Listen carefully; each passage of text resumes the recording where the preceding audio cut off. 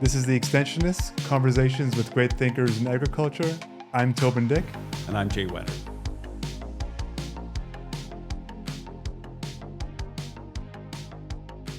Hey, so how do you organize your thoughts? Oh my gosh. So I have a variety of things, a notebook. Yeah. And I have iPad, and I have an e-ink pad, and I have Word docs all over the place on my desktop. I mean, it's a real thing. And I think, anyway. Do you want to know how I organize my thoughts? I feel like everybody listening to this podcast wants to know how Whetter organizes his thoughts. So I have two whiteboards in my office. Yeah. And I have tons of documents. Are they affixed to the wall? Or? One of them is, and one of them is kind of a little too loose. So when I write on it, it flops around a bit. Okay. So I want to nail it to the wall too. But one 4x6 foot whiteboard wasn't enough. So I had to scrounge around the office and get another one. But it's a good way for me to see what I need to do and what I need to work on. Mm-hmm. And one of the things that we're talking about at the Canola Council is is innovation, which is a word that. So whenever I say innovation, okay, no, let's be specific. What are we talking about here? And so that's exactly what I need to do. So I'm kind of writing down some of the innovations that I need to be thinking about for canola growers and the canola industry in general. Mm-hmm. And I've got it on a whiteboard now, which I think it relaxes my brain, knowing that with everything swirling around in my brain, at least I've got my whiteboard. Oh no, I'm fully there. I mean, it's just like lists in the morning. It's so bizarre how that, like, even just writing down all the things that I have to do, and the list is like intimidatingly long, right? Yeah. But even the act of writing it down, you just feel like, not that you've done it, but it's just like, I don't have to carry the burden of remembering it now, right? So, and I remember years ago when I started a online newspaper here in Winnipeg, when I lived in Winnipeg, to map it out. I was living in Toronto at the time. I had a whole wall of our apartment, and I got those sticky notes that are like the size of a piece of like an 8.5 by 11. So there are these big tiles essentially that stuck to the wall, and I would write ideas on them, and I would put them on the wall. So the whole wall was full of these multicolored Post-it notes, and then I could move them around. And I really like the visual. So you step back and you just kind of look at, you map out what this, what the directory of this online news site's going to be, right? Or, So I think whiteboards, I've actually thought for our podcast studio here of getting two whiteboards, one on either side of this window that you can't see, but I think that would be really interesting. So you found that. Okay. Yeah.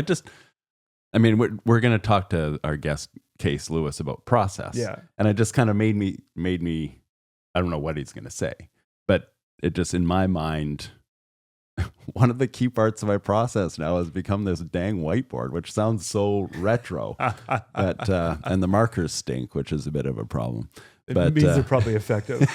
That's right. Anyway, let's talk to Cees. Wait, actually, the only thing I would have added on that is, sometimes process. People, and I don't think it's your case, but in your scenario, but some people who kind of come to processes later, and I went through this, where I just got too in love with processes as like a concept that I never moved past it. So you just kind of always like the process, and never like, what is this process actually for? And you actually kind of got to be able to move through a process where you don't think about process anymore. You're actually thinking about results. So, or whatever, but you just get too excited about process. So everything is just process and stays in that area where you're just always analyzing process. But before we start today's interview, we want to thank our episode sponsor, Manitoba Pulse and Soybean Growers.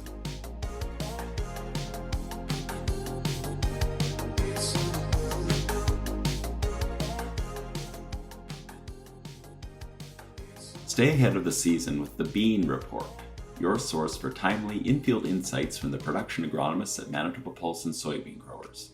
Whether you're growing soybeans, dry beans, or peas, the Bean Report delivers what you need to know when you need it. Each issue is packed with updates on crop conditions across Manitoba, pest and disease alerts, agronomy tips, weather impacts, and management recommendations straight from our field agronomists. To subscribe, visit the Manitoba Pulse and Soybean Growers website at manitobapulse.ca. and sign up with your email to receive the Bean Report directly to your inbox.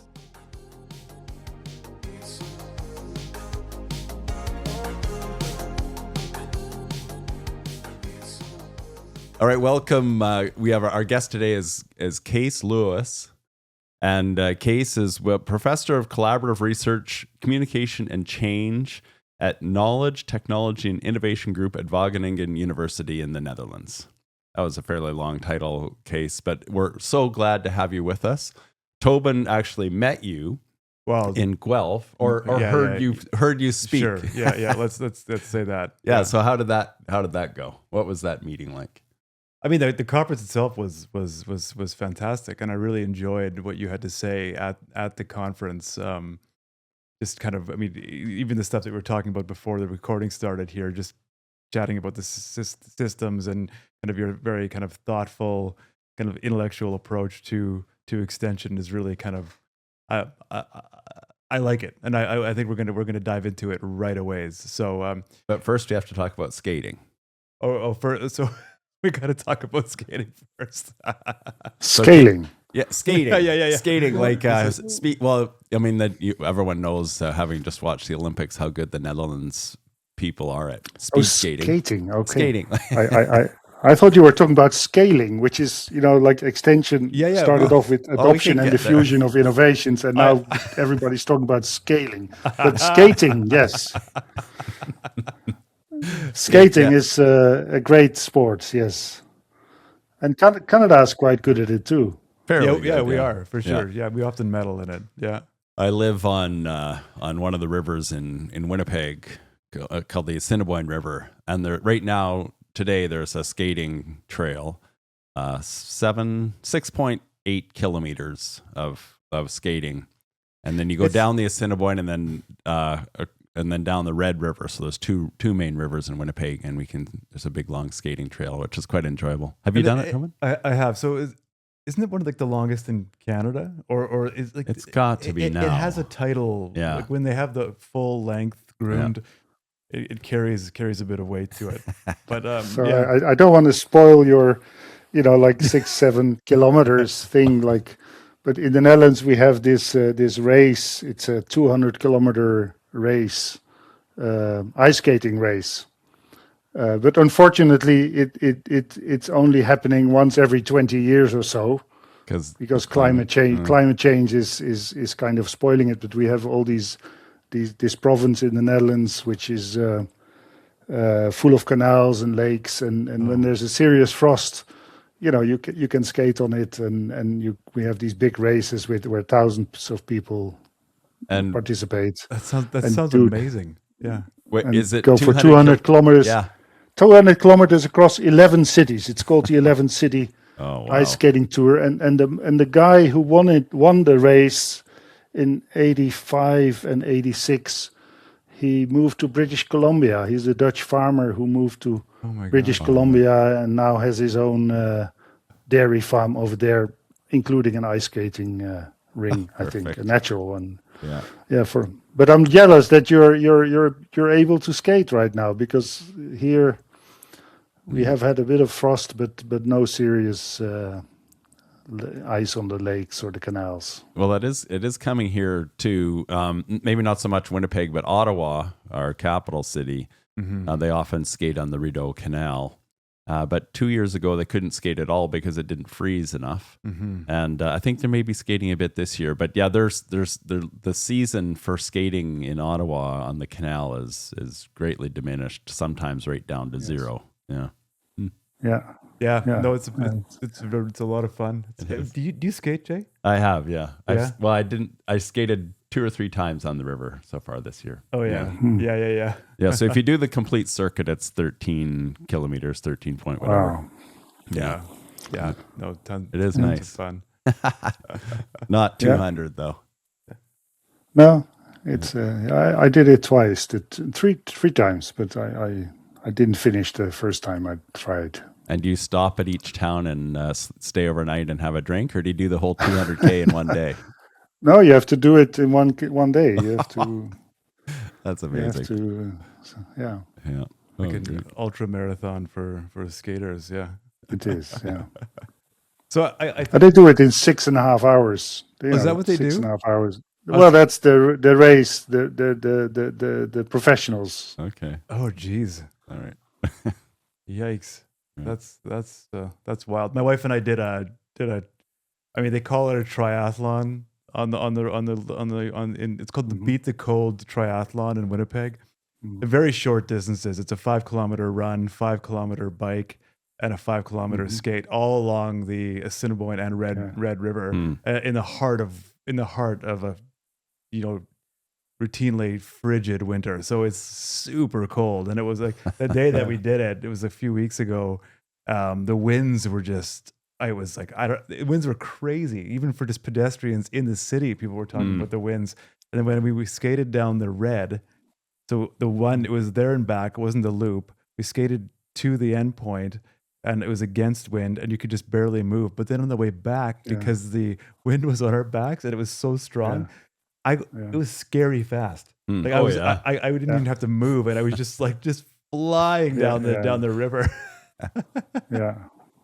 Great. It sounds great. It makes me sad that it has taken such a long time.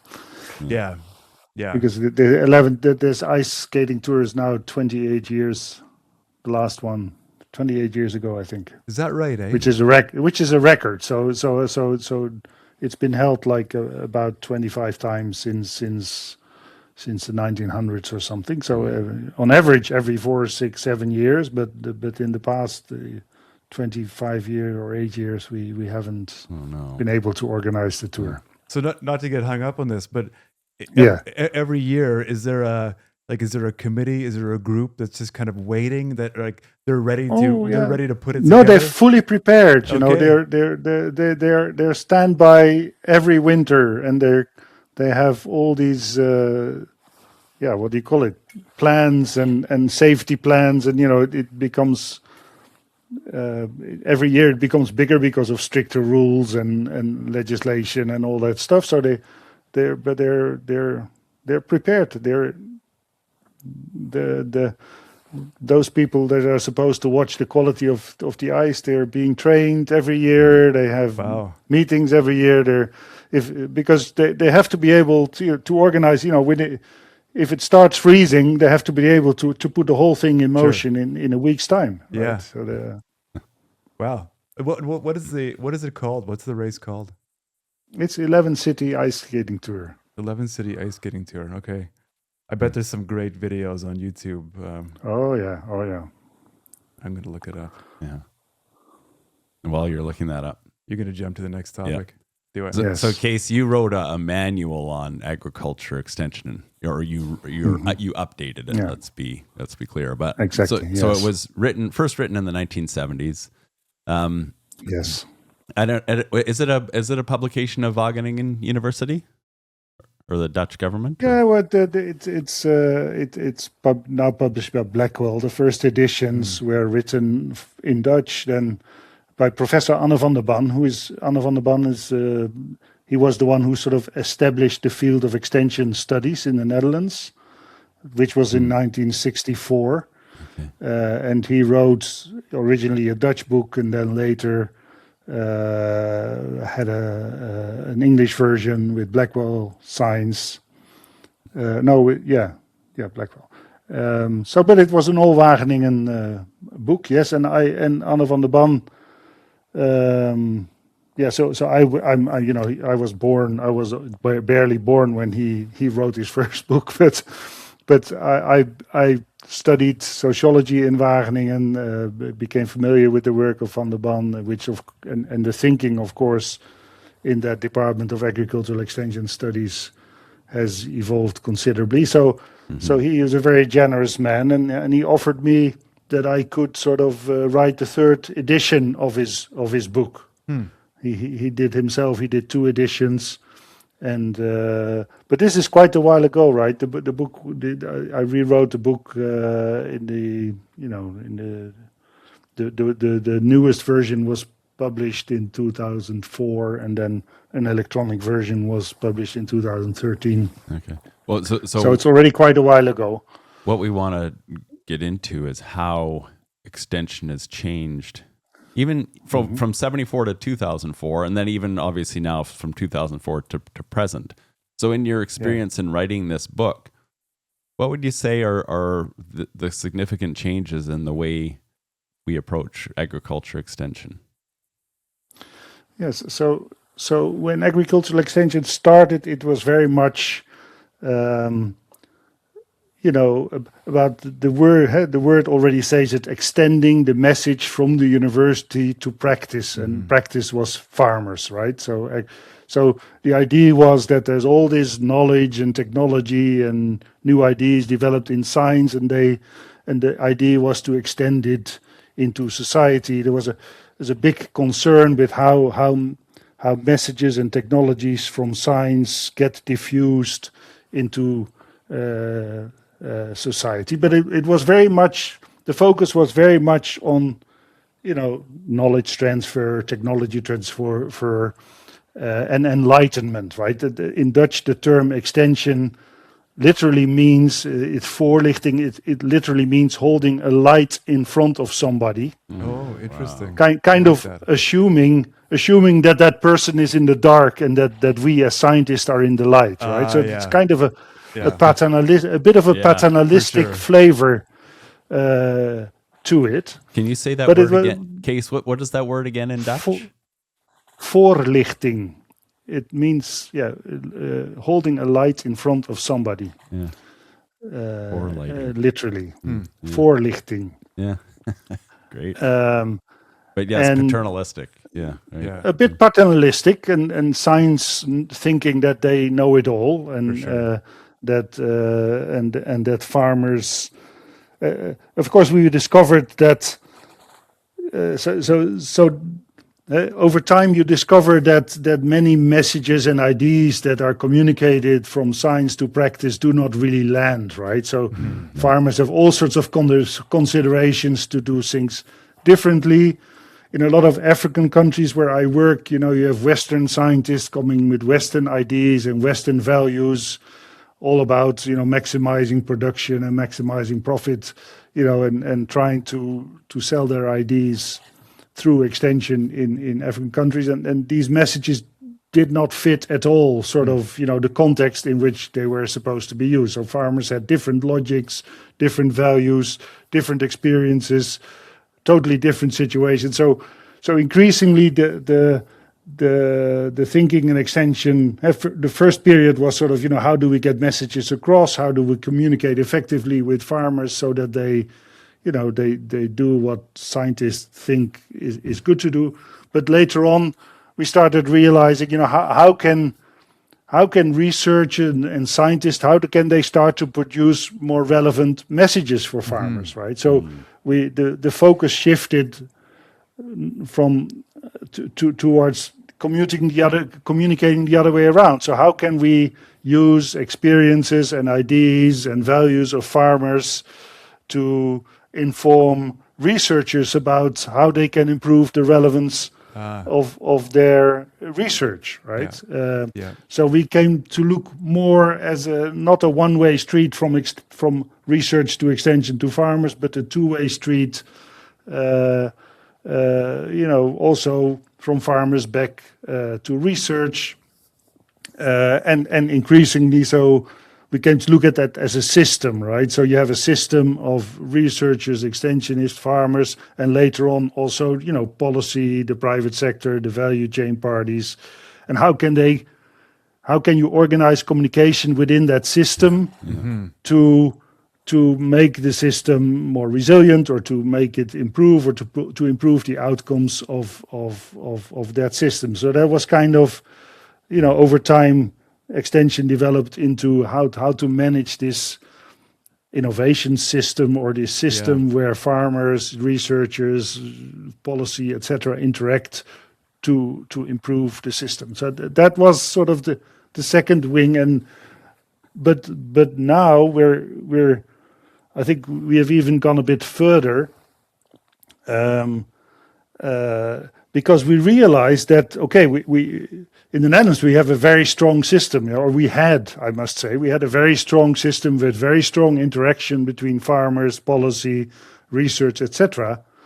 but we have ended up with a system that has a lot of negative side effects, right? So the Netherlands is a very small country. It's the second largest exporter of agricultural produce in the world, and it has huge environmental problems with water pollution, nitrogen pollution, biodiversity degradation.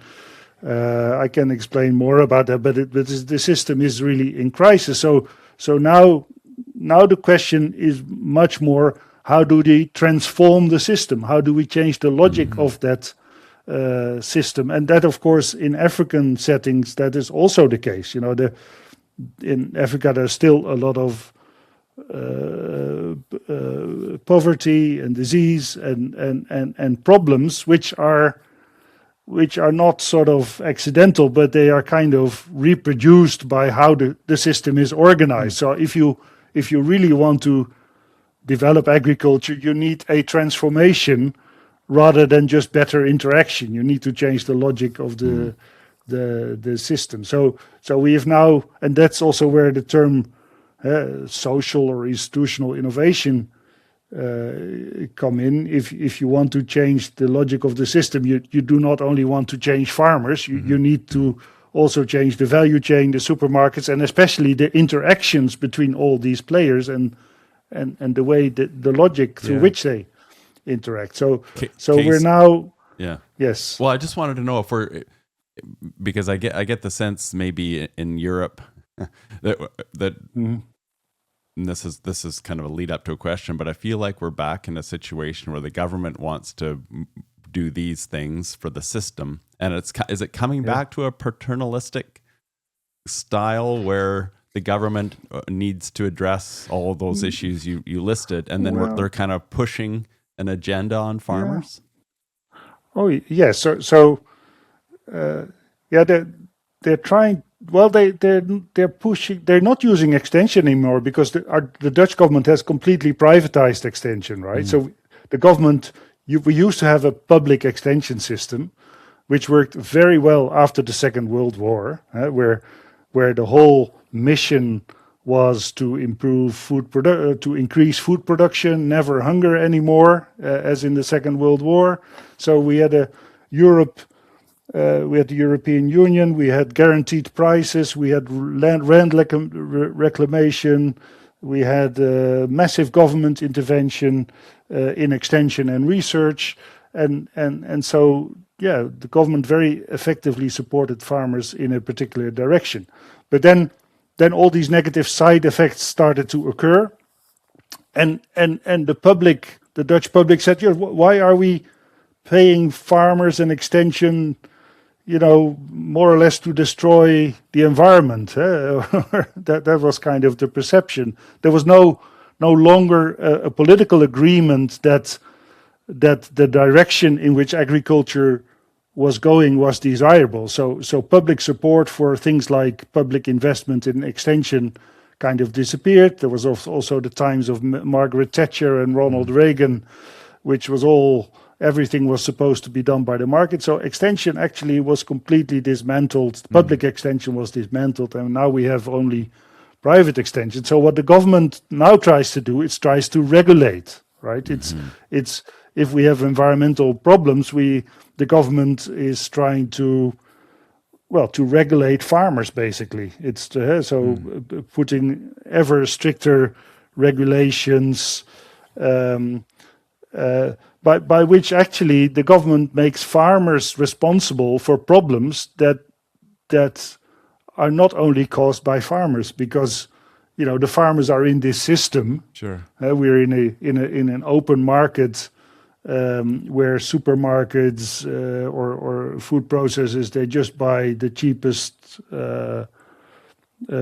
stuff. So they don't take any responsibility for all these problems. So the government, is looking at individual farmers, ever stricter regulations. Many farmers fleeing to Canada because they become really sick and tired of how the government is treating them. And meanwhile, supermarkets, food processors, they kind of left alone. We have had a neoliberal government for the last 25 years or so. So all this massive, what we did after the Second World War, which was guaranteed prices and forced land reclamation, huge public investment, all that has disappeared. So, so the strange situation is that we have a major crisis, but the government shifts the responsibility to individual farmers or to consumers. They say, well, look, if the consumer doesn't want to pay for it, then we're sorry. But so there's not a clear policy directed at changing the logic of the system, and farmers are suffering from that. So I think the systems approach is really interesting, and I don't think we pay enough attention to that here in Canada anyway. It's something that I think on surface value you can kind of disagree to, or agree that this is a problem, a systemic problem, but to actually kind of get into it and actually foster change or foment change within a system. I would love to hear if you've had any kind of successes in that, like in being able to change an entire system, right? And I think that's interesting. Like for what Jay, so for instance, Build Grassroots, like what Jay and I do. So we also teach extension, right? But we teach extension within a very, we don't do like I think I would like to kind of take that systems approach. We take a very much like there's a gap in the current environment. We're going to fill that gap. We're going to teach researchers and people who work for farm organizations how to better communicate with farmers. But I mean that doesn't address systemic change, and I think I think we should be more mindful of that. Actually, to be honest, I think so. I would like to hear some examples from you of from being able to kind of change that whole system where the values of the farmer actually kind of properly feed into a loop that will benefit them and everybody else. Yeah. So in any case, I'm not sure that I can point to major successes, but okay. but what you see is that so instead of having this improving the interaction between research and farmers, the new role of this new extensionist, or we call him an innovation intermediary, is to bring the people in the system together, right? To have we call it innovation platforms, or where you bring different stakeholders together, where you're trying to develop a vision about, or to diagnose the problems that exist in the system, and to work towards a future vision of, okay, if we don't want to go in the direction that we're currently heading, what is the direction that we're heading? So it requires a lot of interaction, learning among interdependent actors in the system. So to organize that reflection, and there's been a lot of methodology development in that, also with positive results. We see that. Maybe not so in aggregate, but you see it in for example, in the energy sector in the Netherlands. We're really going through an energy transition where our fossil-based energy system is being transformed into a more sustainable energy system with a lot of solar, wind energy, biofuels, etc. And that wasn't that didn't go easy, right? So it was a big problem, also because the fossil industry does not necessarily want to change the system. We currently see a backlash actually in that direction. But these methods have been very effective in building coalitions for change. To change that system. And also in agriculture, you can also look at for example, you have the whole organic movement in agriculture, which hasn't really transformed agriculture as a whole, but it's kind of built a parallel system next to conventional agriculture. Which is also an organized transformation which has been well thought through, and where these kinds of methodologies were used. Cees, I have a feeling that the way things are moving in Netherlands and maybe Europe is that, so like you said, government has an image, or an idea of how they want agriculture to be. They push regulation on farmers. So there's a bit of an animosity now between government and farmers. And you talked about a lot of Dutch farmers moving to Canada. So how do we use extension to, I like this voorlichting. So rather than moving the light from in front of someone, kind of put it on top of everyone. So we're lighting the whole scene. But how do we use extension to make sure farmers feel like they're part of the system? Because right now, my sense is that farmers are outside the system, kind of being blamed for the problems. How do we bring farmers into the system? I do want Cees to answer this question, but I feel like I can. I feel like I'm going to answer it also, or respond to it a little bit, just from what Cees has said. I think one of the things is what's really interesting is this whole. These interdependent actors, I think is what you said, Cees, bringing them all together. So if you think of what we do, say in an extension training scenario where we bring researchers and even public sector researchers like AAFC researchers together, farm groups, extensionists, all these people.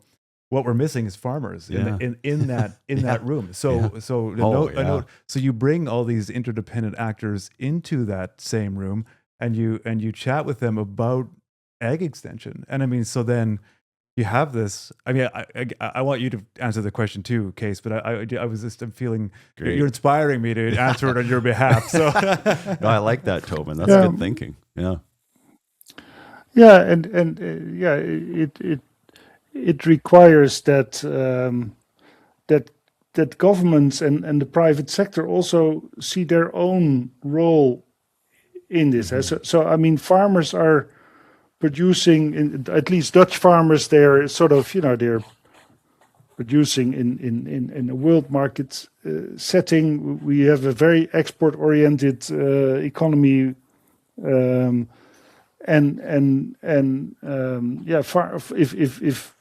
if supermarkets can and we're loading all these environmental regulations, etc., onto farmers, that is going to increase the production costs, and then food processors or other parties in the system are going to source the food from elsewhere, from Germany or from Australia or whatever. So our farmers cannot.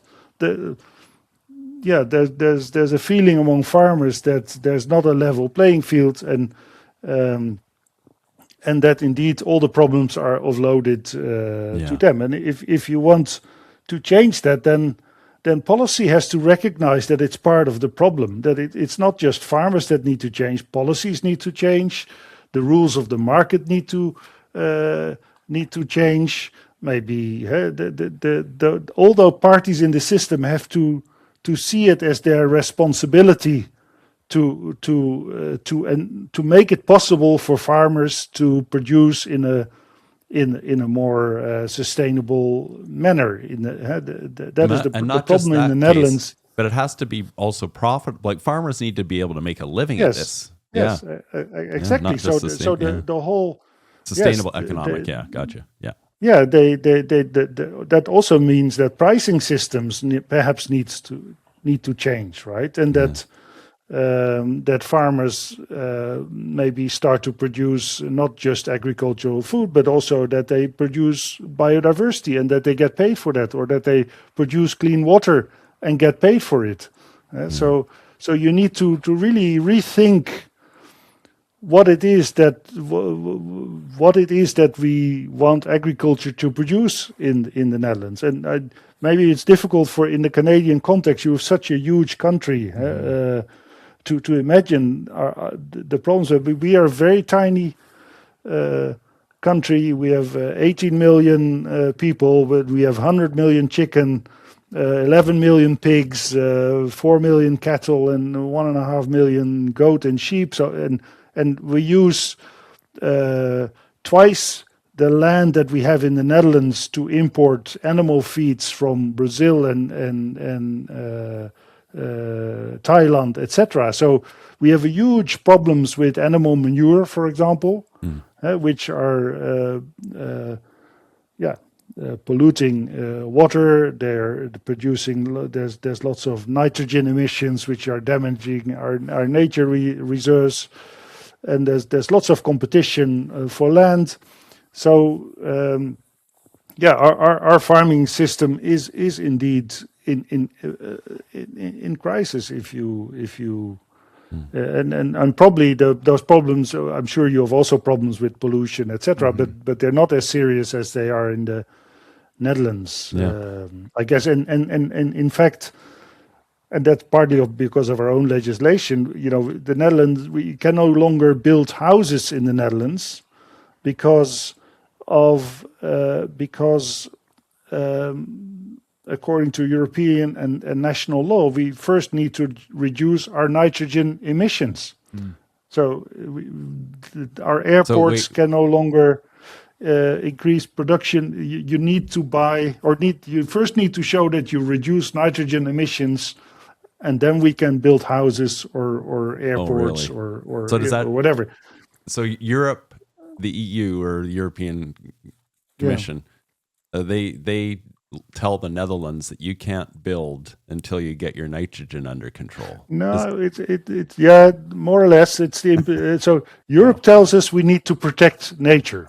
Yeah. And we have committed. We have designated areas in the Netherlands to be nature reserves, and we have committed ourselves to protecting them. So Europe is telling us the way we protect them, we can decide for ourselves. But what the Dutch government did, they in the Dutch laws, they have made nitrogen a kind of an important indicator, right? So the government has operationalized these European legislation by saying we are going to reduce our nitrogen levels, which are actually damaging nature, which are the main damaging factor for nature, not the only one.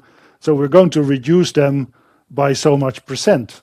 And we're not doing it. The government, it's not happening. So then the legal system, the judges have time and time again, people have protested. If an industry or an airport or a farmer or a municipality wants to build houses, then they need a nature permit. And our legal system just says, well, you have not yet reduced your nitrogen emissions, so you can only do this when you can guarantee that nitrogen is going down, and that is a big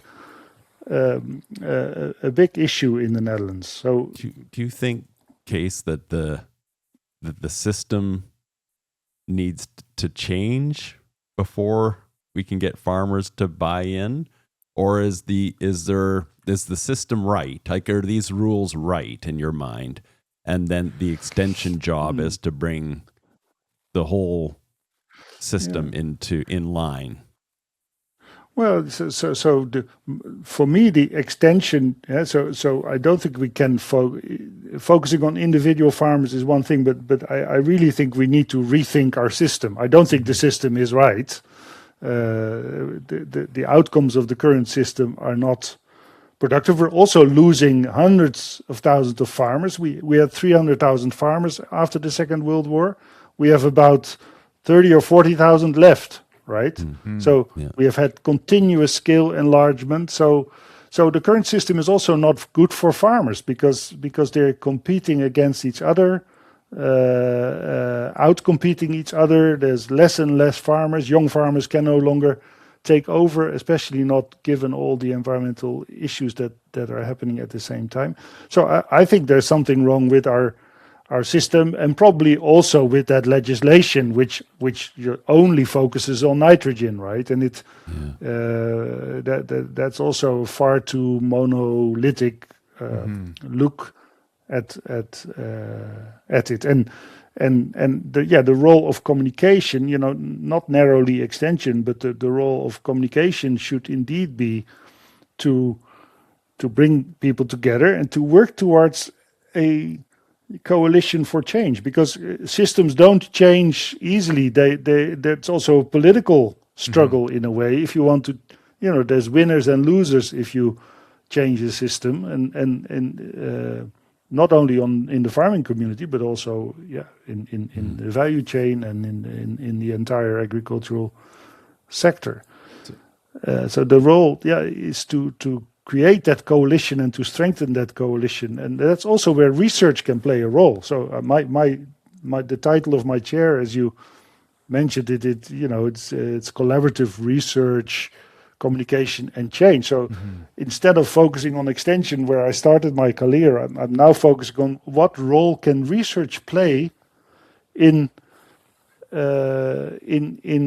strengthening these coalitions for change, because you run into a lot of uncertainty when you want to try to change the system, and you run into resistance, you run into uncertainty, and I think research can be a vehicle to bring parties together, to say, okay, we're going to find out. If we don't know, we're going to find out together, and if you do that together with farmers and stakeholders, etc., then you also have something to do, you talk to each other, you get to know each other, you improve relationships, and you develop knowledge that actually serves as a common starting point that may shape the future.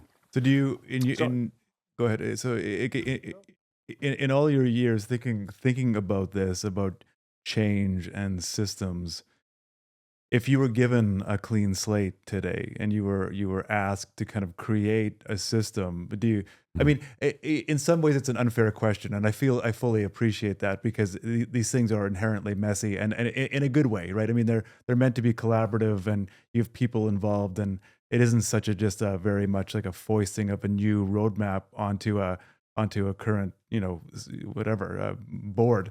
But I'm still going to ask it. Do you have a sense of a system that could work? Have you kind of dreamt one, or what does that look like? What does it look like? I think that, but now I'm going. The root cause of. So I don't have an ideal society, but I do see that the root cause of many of these problems are in our financial systems and our shareholders. So like we had a very big company here, Unilever, which is a big major international global food company, and it was headed by it had a CEO who really wanted sustainability and the environment, to play a role, to be a responsible company, and say, this company is going to produce food and products that are responsibly produced. So that was that gave a big impetus. But then basically this CEO was removed by the shareholders, the investors, who just go for short-term profit. So if you want companies to take responsibility for the environment, then you need to do away with short-term thinking. And our financial sector, I'm not an economist, but to me it looks like, it's like a sort of a gambling house where people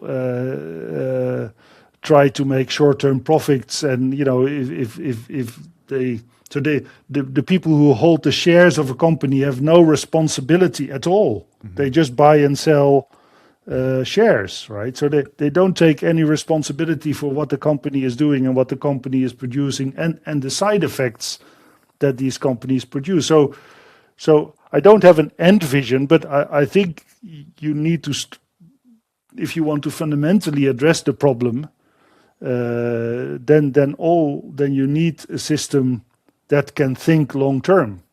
And then you need to have alternative financial constructions rather than our short-term financial market. So that's where it probably should begin. Yeah, I just want to say one more. I know Jay's got a couple questions in the barrel here, but I want to say this before I forget. Like, the role of public extension, the role of kind of government-led extension versus private is something I'm thinking about. I mean, what Jay and I do, what Jay and I do is private, right? I mean, it's a for-profit enterprise, but we're doing it because there's a gap, and I mean, and there's interest, and it's a growing part of the business, and there's those kinds of things that are fun and exciting, but I also am a conscientious person, and I want to be mindful of the fact that are we filling a gap that should be filled by the public sector, and what are the ramifications of the public sector stepping in and doing it? And I think that's something I'd like your comment on. Yeah, all the negative side effects of agriculture have to do with the environment, with biodiversity. We're all public goods, basically, right? So they're public goods, so the public. I think we should reinvent in the Netherlands. We should reinvent public extension, because now the only people who come on at farmers, at the farm, are private extensionists, and I don't know how that is in your system, but our private extension, most of those, they sell something. They sell pesticide, or they sell fertilizer, or they sell animal feed. So these are advisors that have, farmers are paying for that through the products that they buy. So they're not independent advisors, right? No. So they have an interest, and the government has lost its eyes and ears and its way, its connection with farmers. Also because it lost its public extension service, and of course, farming in a more ecological or a sustainable way is actually more difficult, right? It's very knowledge intensive. You need to, instead of doing preventative spraying, 7 times in your crop, you need to manage kind of an ecological system where there are good insects and bad insects, and it's all more knowledge intensive than it was. So you need publicly funded forms of extension, I think. Case in, we've done surveys and with the Canola Council here in Canada, and showing that the number one source of agronomy information is that retail, face to face at the retail, which is, like you said, the people who are selling the products, and that's often where farmers are having their primary discussions about agronomy decisions. I'm wondering, I'm going back to the shedding light because I love that theme. I almost feel like in the Netherlands, and maybe in Canada as well, is that the farmers need to be proactive in being part of this extension landscape and shedding light back on the government, or back on the regulators, back on the companies, and saying, "Hey, this is the scenario you've created for us. We can't work in this scenario." So let's. So there's some responsibility, I almost feel, on the farmers to shed light back to the system. It is, and in fact, in the Netherlands, that happened in a kind of quite a dramatic way, in a sense that because we had there was like 5 or 6 years ago a newly established political party emerged, which is called the Farmer Citizen Movement, but it's really a farmers-led political party who came in parliament with 1 seat in our national parliament. They initially had one seat, and then all this nitrogen bomb kind of exploded in the Netherlands. The legal system actually blocked. There was a court case, and that caused this whole nitrogen crisis. And farmers have protested and established this political party, and they actually became, in our provincial elections, so the regional elections, they at some point became the biggest party of the Netherlands. They had massive votes from rural people who felt not heard by our national government, and they even were for a while in our national government and run the Ministry of Agriculture, but also run into big trouble. So they're now again diminished. But this was a particular. So farmers did raise their voice, if you want, and they put the light back onto government. Hey, government, you're doing stuff that we cannot live with. Yeah.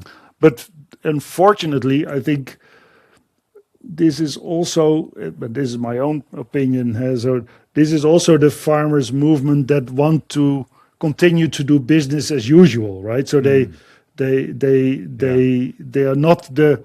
There's also a lot of polarization among and within the farming community, right? There's a group of farmers who want to maintain industrial farming in the Netherlands, right? And who are claiming, we need to feed the world. We need to. We are good at producing animals. We have all this animal business, and we're exporting everything of it. And the manure, basically the manure problem is left onto the Netherlands. And these are a group of farmers that wants to continue that model of farming. There are also other farmers. There's lots of local initiatives where farmers say, we realize that something needs to change, right? And we really want a different system with different incentives, with different payment mechanisms, so that we can farm less intensively, right? So have more farmers farming less intensively. So there is also, the farmers are also not speaking with one voice in the Netherlands. Well, we have that. We do have that issue here in Canada too, as I'm sure you're aware. Lots of voices. Yeah. There's fragmentation across the, especially now in today's political landscape. But I mean, even at the best of times, it's a littered landscape of ag groups. All some of them national, some of them provincial, all claiming to represent farmers and knocking on our MPs' doors, claiming to bring the voice of Canada's farmers to them. And so that's a real issue, and it becomes almost kind of an attrition effect where it's like, what's even the point? You're trying to get your point out, and then it gets diffused through multiple layers, and by the time it gets to an MP's door, you have a very kind of very, very, very platitude-like, very pat messaging that really doesn't reflect the current scenario. So, no, Cees, and there's too many.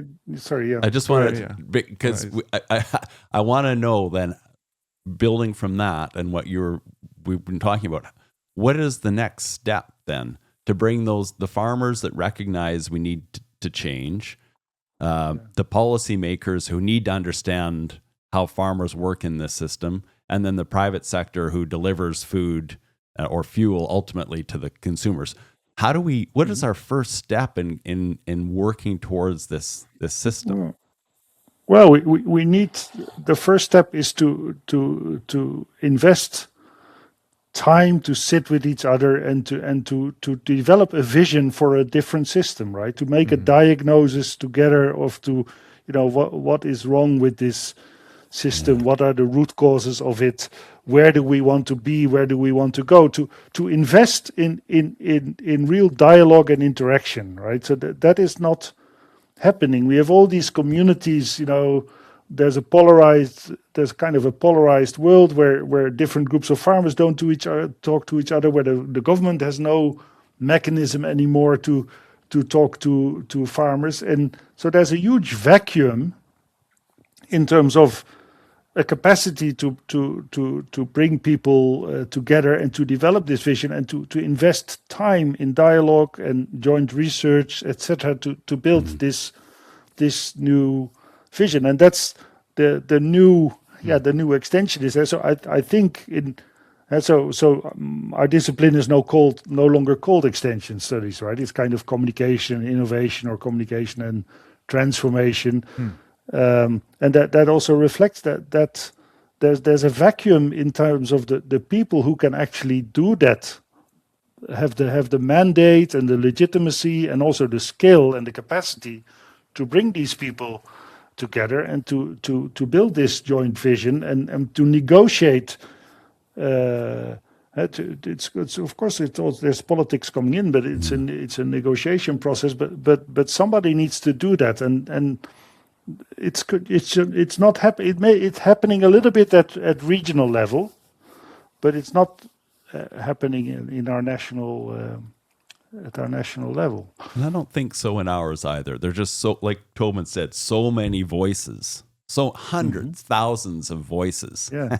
And it's hard to bring a unit of 10 or 20, or I don't know how many people need to be in that room. If you're envisioning a room with people sitting around, I don't know how many people are in that room, but But it's a skill, it's a, of course, if you say, we're going to set people around a table, that's not going to, people are going to fight, right? So that's not automatically going to go well. You really need skilled facilitators who are, who know how to manage different stakeholders, different groups, who know how to work towards joint vision. It's a kind of skill that we're missing. They do exist. There are people who are able to do that and who have methods and tools to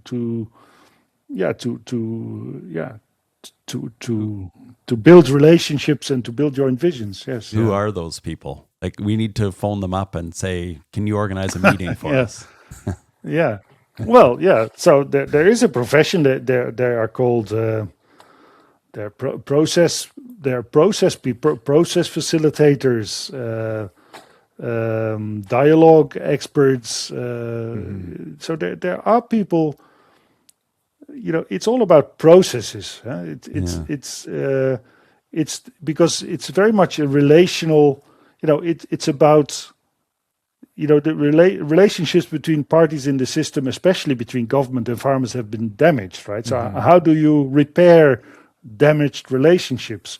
How do you develop trust again? And how do you make people interested in each other's perspectives? That is kind of missing, but there exist methods to actually to do that, and there are skilled people who are trained, and that's also. We have courses now in our university which is about facilitating interactive processes, right? These people, they don't call themselves extensionists, right? But they do exist. Yeah, that's so. Cees, as kind of an, I don't know if you kind of call yourself this, but like an extension intellectual, or a kind of someone in that space, which I kind of like.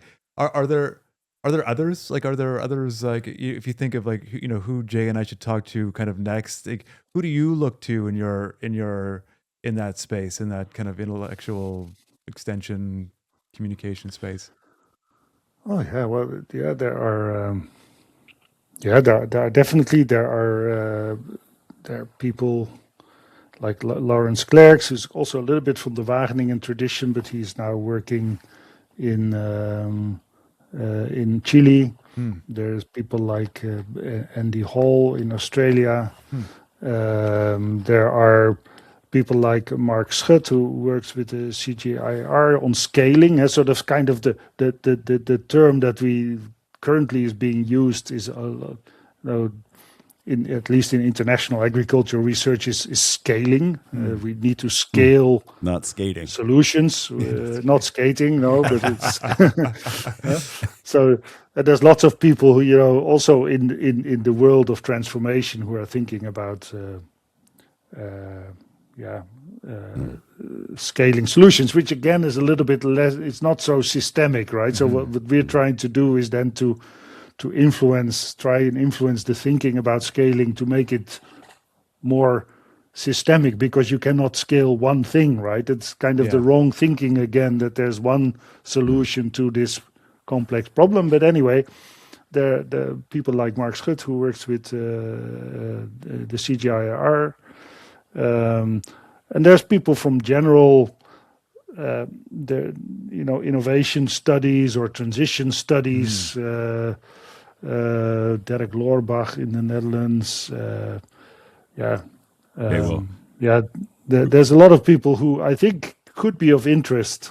Yeah, that's we'll great. talk to all those people. Those are great. And if you wouldn't, Case. if you wouldn't mind, Case, sorry to sort of put this on you, but if you could send Ashley an email with those names, some of those names, I'll do that. That would be really helpful. I think Jay's got a question. Well, I just wanted to know what your when you're asked to be on this podcast, whether you had something that you wanted to get across to us, Case. Was there a single message that you underlined on your notes?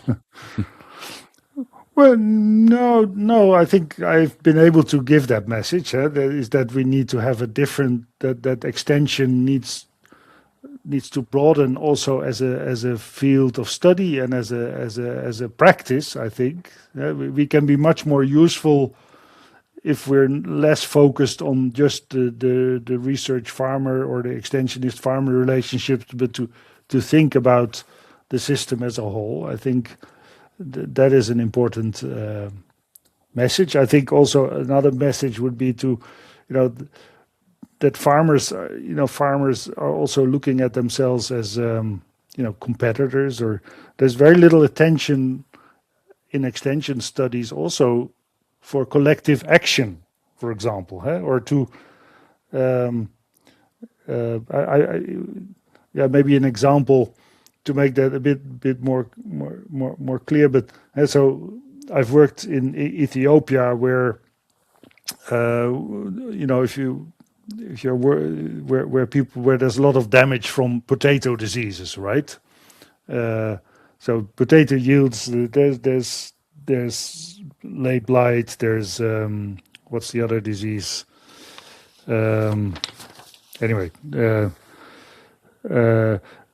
Bacterial wilt.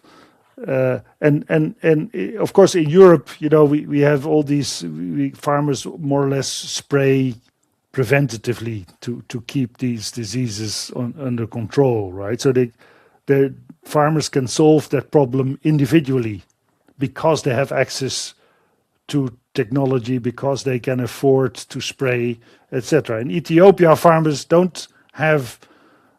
they're not able to pay for spraying. They can maybe spray once in a season, right? And so if they really want to prevent diseases from striking in their community, they really need to work together. They need to take sanitary measures. They work together on each other's land. They need to clean their boots. They need to remove diseased plants and burn them. They need to, and so it's kind of a community level.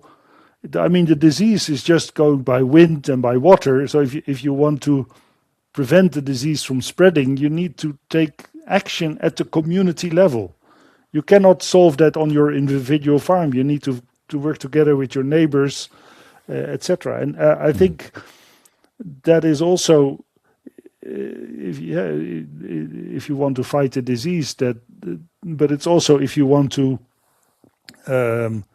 negotiate with supermarkets, or you want to negotiate with government, or you want, I think we need to think more about how to organize as a collective to address the problems, and especially if we want to farm in more ecologically sustainable ways, then these things become even more important. That farmers need to work together with their neighboring farms and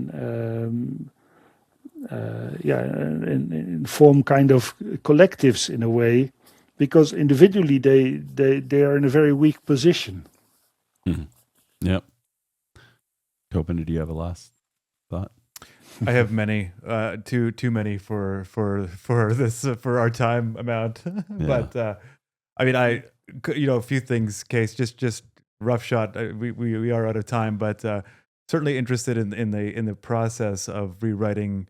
What it takes to rewrite a book. I don't know if you know this, but University of Guelph used to have an extension handbook, a thick kind of, and I've often in the back of my head, just because of Jay's and my activity within that extension space in Canada, I've thought about what would it take to kind of rewrite that book, like rewrite like a 2026 version or 2027 version of an extension handbook in Canada. So that's one. That's kind of one of the things. The other thing is actually on a very practical level. Would you be so Jay and I have some kind of materials that we've produced in terms of extension training for people in Canada, and we deliver that training. Would you be interested in looking at it and seeing what we do? Yeah, sure. But I think Guelph is one of the places where they still have a lively community of scholars also in extension, isn't it? I mean, those are the people who organized the conference that you were attending, who are actually trying to sort of rebuild or reinvigorate the field of extension study. So I can very well see there are people there in Guelph who might redo that. The handbook, right? So you should got them on your show as well, I think, because they have a story to tell. That's a really good, really good suggestion. And looking at some of your, of course, I would be interested to have a look at educational materials, or that was what you're hinting at, right? Yeah. Yeah. Go ahead. No, we have to wrap, but I just have one more very quick question. How do you say the name of the painter who painted Starry Night? Vincent Van Gogh. Van Gogh. Van Is that Gogh. the one who you're? That's the one I'm thinking of. Yeah. I just wanted to know how to say it properly. Not Van Gogh. Van Gogh, no, Van Gogh. Yeah, no. Okay, cool. And the name of the guy in Guelph, so there's Ataharul Chowdhury. He's the main man organizing the conference and sort of spearheading that, I think. Yeah, I did meet him. Yeah. Well, thank you so much, Cees, for taking the time to chat with us and give us your insights. And to Toban's point, there's lots more that we could talk about here. I think we're just scratching the surface, but it was great to finally meet you and chat about extension. Thank you so much. Yeah, thanks. It was awesome. You're welcome. It is very nice that you have this community and podcast in Canada. It's you're better organized than we are in the Netherlands. Well, we're trying. Yeah, we're trying. Okay. Bye-bye. Slow and steady. Have a great day, Cees.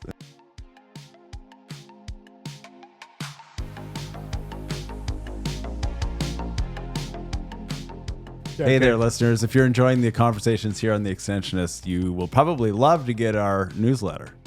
Yeah, it's the best way to stay connected with us, with Jay and myself, yours truly. I'm excited about the newsletter, to be honest with you, because I think... Why are you excited about so many of our guests have... Sorry. Why are you excited about it? Say that differently, Jay. So many of our guests they say so many things of interest, right? And I feel like the newsletter will be a great way to share that with our listeners. Like quick take-homes? Yeah. Summaries? Yeah, absolutely. One-liners? Absolutely. Yeah. I think about each guest, we could probably write a whole bunch of articles from each of our guests, right? So to give our newsletter subscribers like summaries of the key takeaways of these things, plus information on upcoming guests, all listeners have to do is go to theextensionists.com and follow the prompts to sign up for the newsletter. I think it'll be great.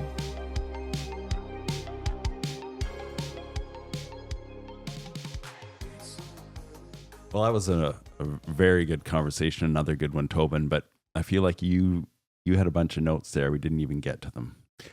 So it's interesting, right? Because if it's like, for when I hear him talk, I think about adapting our programming, right? So Yeah. from that big That was a great takeaway from your business perspective. like that. That's where my head is. Yeah.